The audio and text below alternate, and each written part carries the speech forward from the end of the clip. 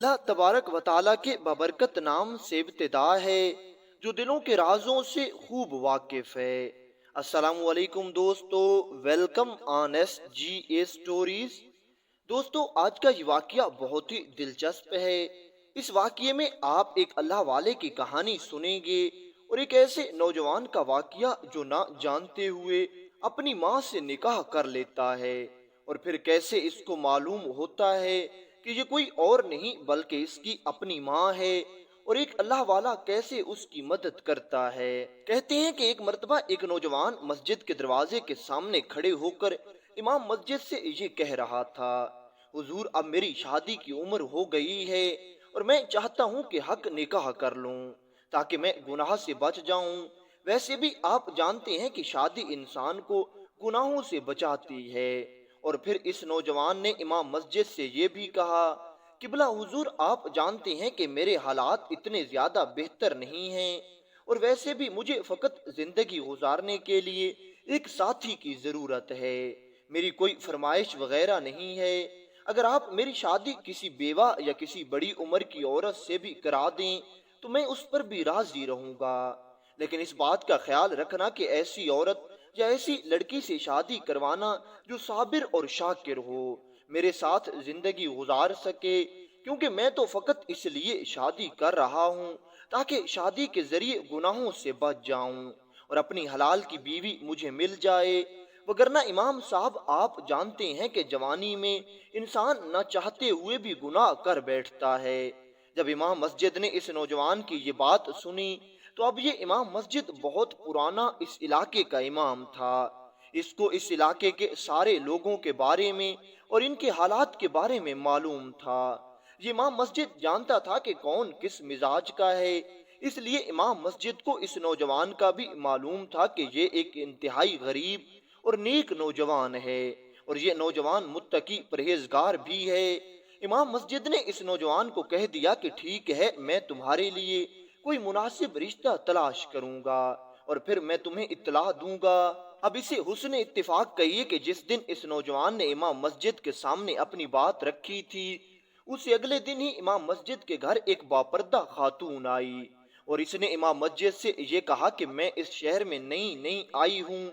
मेरा कोई भी रिश्तेदार नहीं है और ना ही मैं किसी को जानती हूँ। आपके बारे में मुझे बताया गया है कि आप शरीफुन नफ्स और अच्छे इंसान हैं, इसलिए मैं आपके पास आई हूँ और मैं चाहती हूँ कि मैं यहाँ पर किसी से शादी कर लूँ और फिर उसके साथ जिंदगी गुजारूँ। वैसे भी मैं रईस घर से ताल्लुक रखती हूँ, मुझे बस एक अच्छे अखलाक वाला नेक और मुत्तकी इंसान चाहिए जिससे मैं शादी कर लूँ और जिंदगी गुजारूँ। इमाम मस्जिद ने जैसे ही इस बापर्दा खातून की बात सुनी तो इमाम मस्जिद को फौरन वही नौजवान याद आ गया। इमाम मस्जिद ने इस औरत को अपने पास मेहमान के तौर पर रख लिया और इसको अपनी बीवी के हवाले कर दिया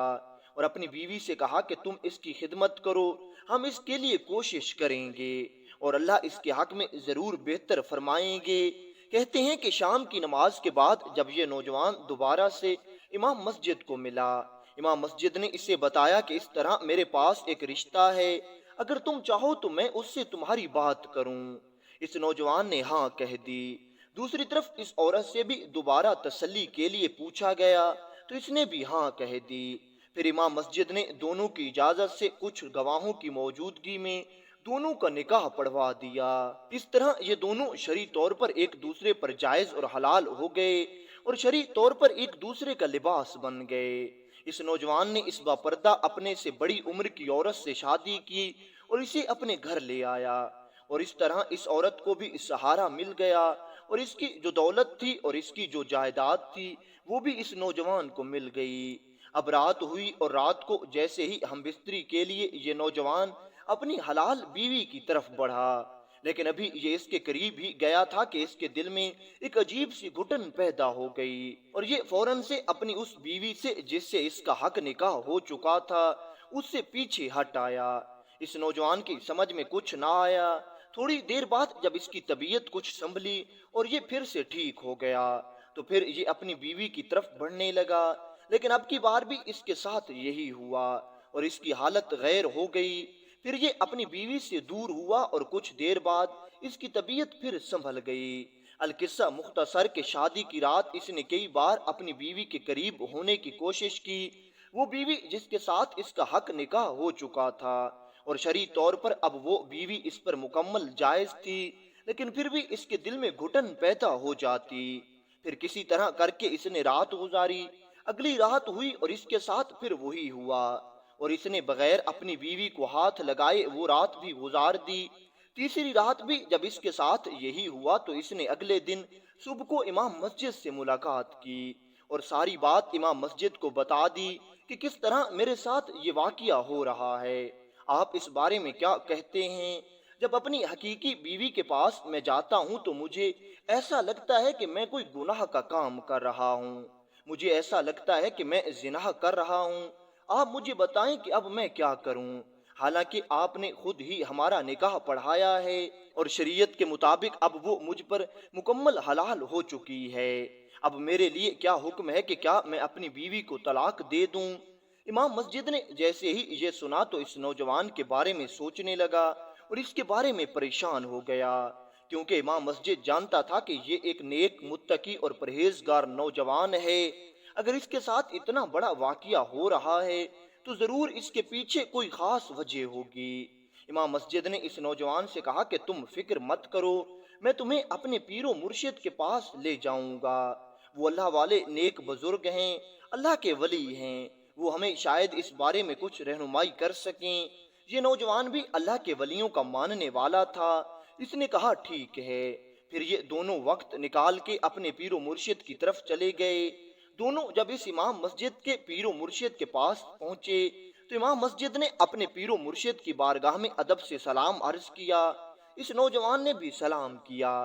اور پھر تھوڑی دیر بعد امام مسجد نے ساری کہانی اپنے پیر کے گوش گزار کر دی۔ اس پیر و مرشد نے، اس اللہ والے نیک درویش نے کچھ دیر مراقبہ کیا اور پھر اس نوجوان سے کہنے لگا، میں تمہاری بیوی سے کچھ سوال پوچھنا چاہتا ہوں، تم مجھے اپنی بیوی کے پاس لے جاؤ۔ اب یہ امام مسجد، یہ اللہ والا نیک درویش اور یہ نوجوان اسی عورت کے پاس آ گئے۔ اس کے پاس پہنچ کر یہ اللہ والا درویش اس عورت سے کہنے لگا، میں تم سے کچھ سوال پوچھوں گا، تمہیں سوالوں کا جواب دینا ہوگا، لیکن یاد رکھنا کہ جھوٹ مت بولنا۔ یہ عورت عرض کرنے لگی، آپ جو کچھ پوچھنا چاہتے ہیں آپ پوچھ لیں، میں اللہ تعالیٰ کو اپنا گواہ بنا کر کہتی ہوں کہ میں آپ کے سامنے جھوٹ ہرگز نہیں بولوں گی۔ یہ درویش اس عورت سے فرمانے لگا، اچھا مجھے یہ بتاؤ کہ تم فلاں کی بیٹی ہو اور تمہارا نام فلاں ہے، تم فلاں قبیلے اور فلاں خاندان کی ہو؟ یہ عورت عرض کرنے لگی، آپ نے بالکل سچ اور درست فرمایا ہے، بالکل میرا نام بھی یہی ہے اور میرے باپ کا نام بھی یہی ہے، میں اسی خاندان اور اسی قبیلے کی ایک عورت ہوں۔ پھر یہ درویش کہنے لگا، آج سے بہت عرصہ پہلے جب تم نئی نئی جوان ہوئی تھی تو بہت زیادہ خوبصورت ہونے کی وجہ سے تمہارا چچا زاد بھائی تم پر عاشق ہو گیا تھا، اور صرف وہی تم سے محبت نہیں کرتا تھا بلکہ تم بھی اس کی محبت میں گرفتار ہو گئی تھی، اور تم دونوں آپس میں محبت کرنے لگ گئے تھے، لیکن اس بارے میں تمہارے والد کو بالکل خبر نہیں تھی، تمہارا باپ بالکل نہیں جانتا تھا کہ تم دونوں ایک دوسرے سے محبت کرتے ہو، ہاں لیکن تمہاری ماں کو سب بات معلوم تھی۔ پھر اس درویش نے کہا، اچھا اب مجھے یہ بتاؤ کہ کیا ایسا ہوا تھا کہ ایک رات تو کسی کام سے اپنے گھر سے نکلی تھی اور رات کا اندھیرا زیادہ ہونے کی وجہ سے تمہارے اسی چچا زاد عاشق نے تمہیں پکڑ لیا، اور پھر تم بھی اس کی باتوں میں آ گئی تھی اور تم دونوں نے زنا جیسے گناہ کو سر انجام دیا،